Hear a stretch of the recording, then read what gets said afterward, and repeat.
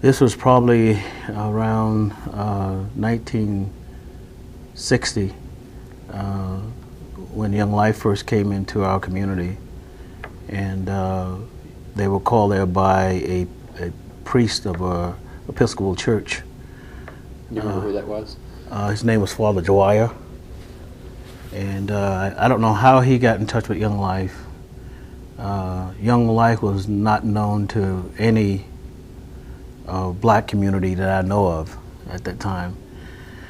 But he contacted Young Life because we were going to his church. Actually, we played baseball for the church and basketball for the church, and that was one of the ways that we got our recreation. It was through the church. Back then, the churches were the kind of the center for all kinds of athletic programs. It wasn't a high school necessarily. And if you wanted to play ball, you had to belong to a church. And so we joined the church based on that. And it was at this time that he was concerned about all of us boys who were in his church, because we were causing a lot of trouble in the neighborhood. And so Young Life came in to New York in 1960. Well, really 59 they came in. 60 we really got started. And that was? It was Bill Milliken and Harv Osteich and Vinnie Pasqua. And then later on, Dean Borgman came to join them. But we were a pretty sizable gang, pretty organized, and had a pretty bad reputation in the city. And the social workers didn't know what to do with us. The police didn't know what to do with us, and the church was trying to do something with us. And that's when Young Life came along,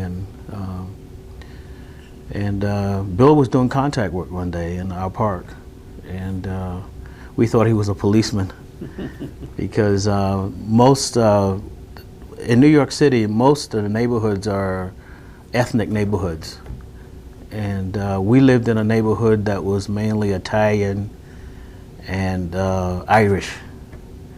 And they were on one side of the street, and we were on the other side of the street. We were in the projects, and we never mixed.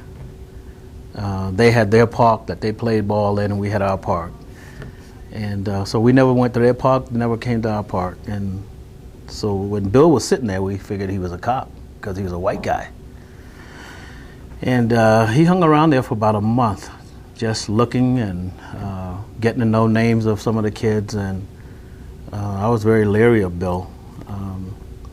And one day we came out after school to play ball out in the park, and he was out there with a basketball, and of course the kid that was supposed to bring the basketball down wasn't there yet. So we started playing with him, and he got to know our names. And the next year he tried to get some kids to come out to camp, and he was asking kids to go to camp. So this was a long process. A long process. And he finally got some of the kids excited about going to camp, coming out to Star Ranch. And I was still leery of him. And my brother was one of them that he was trying to get to come. And my war counselor came out, and a couple of other leaders that led, that had these divisions, lieutenants, came out, and he brought about 40 kids out here.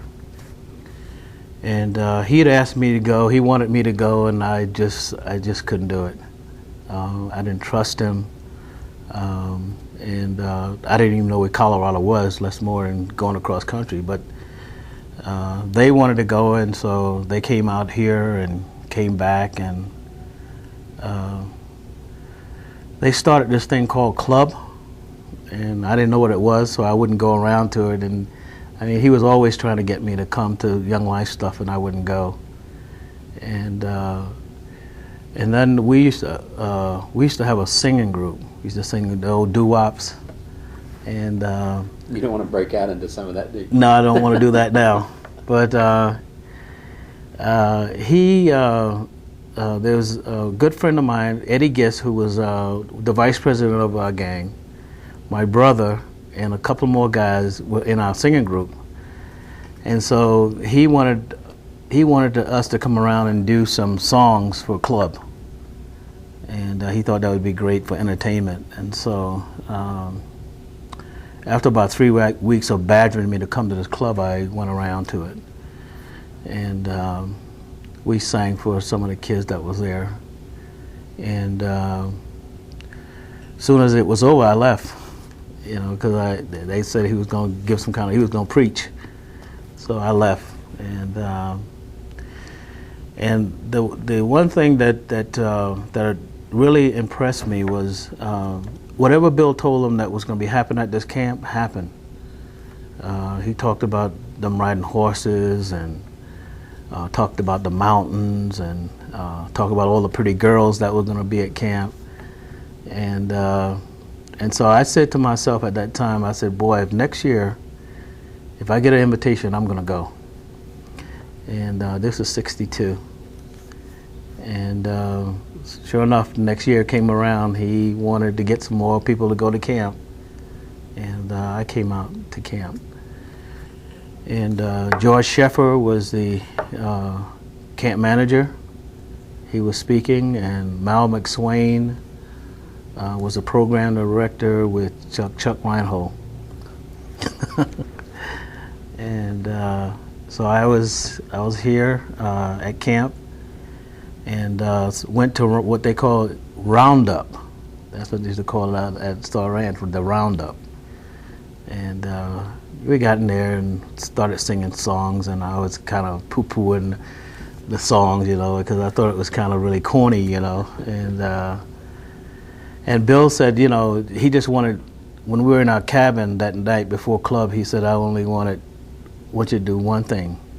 He said, you don't have to do anything else, but I want you to come to club.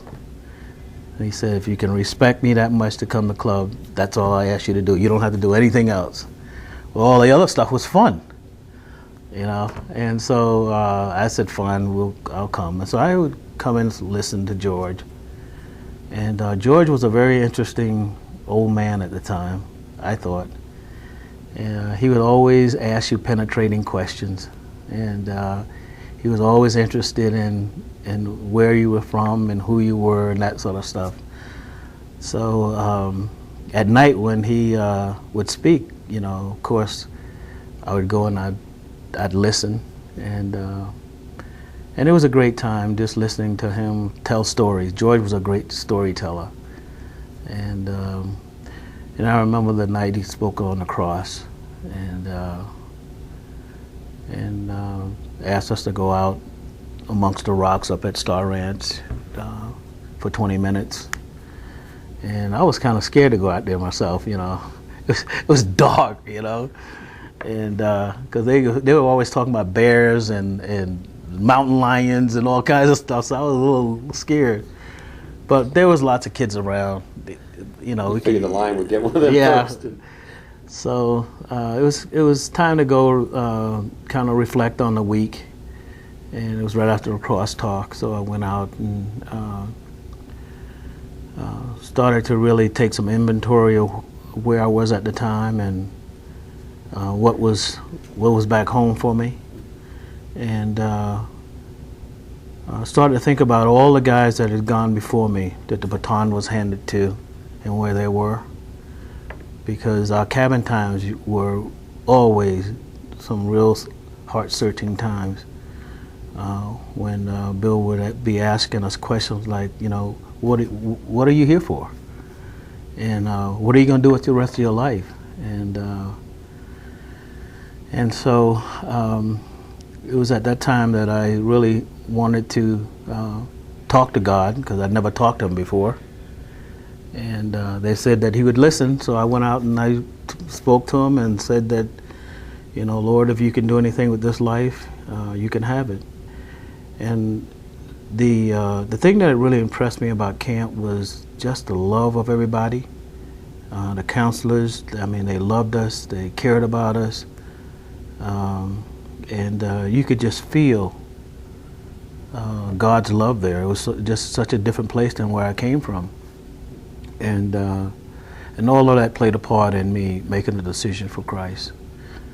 And then went and told Bill, and he acted like it was his birthday, you know. He was so excited about me making that decision. And then he told us that there was about 12 of us in our cabin, and he said that, you know, we can change our community if we stick together.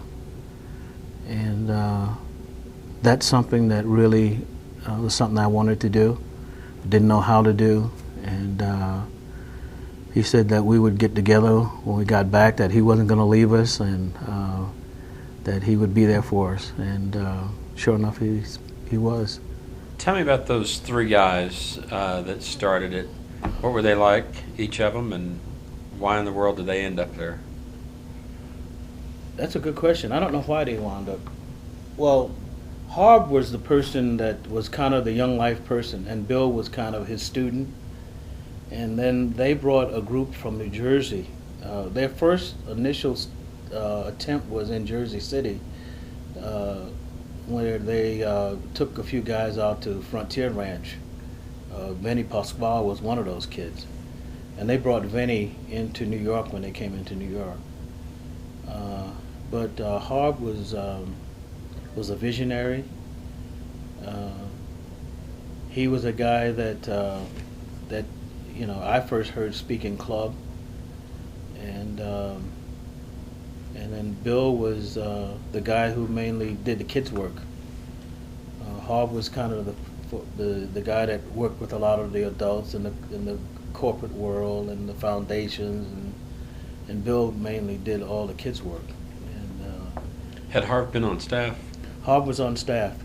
Matter of fact, Harb was on staff in New Jersey, and had a lot of work going on in New Jersey, and left that to start the city work, which didn't go over too good. But I remember when I was in club, we used to go out to places like Princeton, New Jersey, and New Brunswick, New Jersey, to clubs out there, suburban clubs. But they had a huge work going on in New Jersey at the time. And then Harv came to the city and started the work here in the city. So Harv was the brains, Bill was the kids guy. Yeah, and Benny was he was one of us.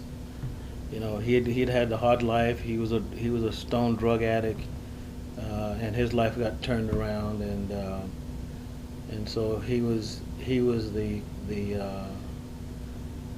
I guess the model that if Benny could turn around, then a lot of us could turn around.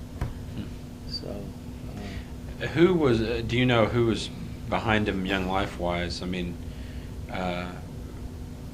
who did they report to?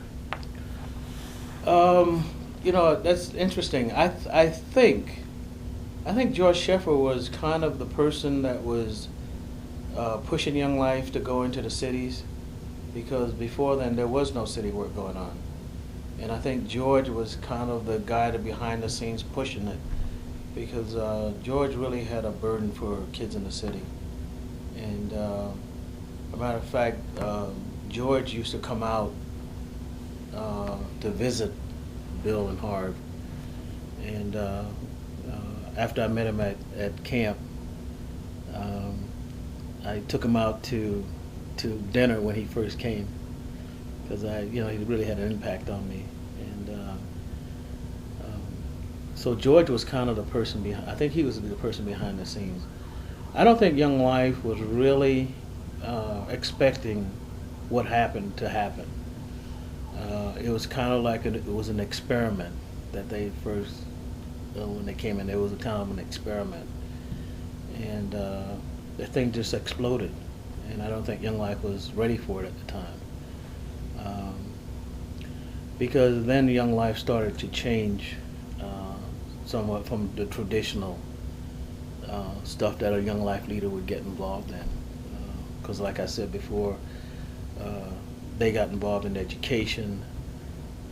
There were kids that were living on rooftops that they helped get homes for, and jobs and all kinds of stuff that they got involved with, and that wasn't normal for Young Life at the time. So. Interesting, the Lord moved them all together, because probably one person couldn't have done it Right. by themselves. Well, George was part of the. He was part of Rayburn's group, and so George had a lot of influence. Oh yeah. And so. So you stayed on, saw a lot of your friends go off to college. Right. What happened with you? I had moved out of my house. My mother and I wasn't getting along, and she didn't understand this new commitment that I had. And I think in 1963, I had a little job that I quit to come out to camp, and she didn't like that idea, and so Bill had always told us that if we ever got kicked out of our house, that we would always have a place to stay at his apartment. And so when I had the conflict with my mother, I went down there late at night, knocked on his door, and he gave me a mattress to sleep on the floor. And it was that week, just spending a week with him, that I really felt that God was, calling me to do something different with my life, and that he was mainly saying, hey, you know these kids better than Bill knows them. And you live here, you was raised here, that he could have a greater impact through me because I was one of the kids. And so it was at that time, that week spending with Bill, and of course Bill was talking about my leadership and everything, and then he asked me to move in because he had this idea of renting apartments in this building, and he was he had a couple of kids living with him, and then he wanted to open up another apartment because there were more kids, and so he asked me would I run the other apartment. And so I went back home and kind of patched things up with my mom and told her that this is what I wanted to do with my life. And so I moved in with Bill and took 3 kids in, and started helping them in club and that sort of stuff, and volunteered for about 3 years, just hanging around with him, learning, and whatever he would do, I would do.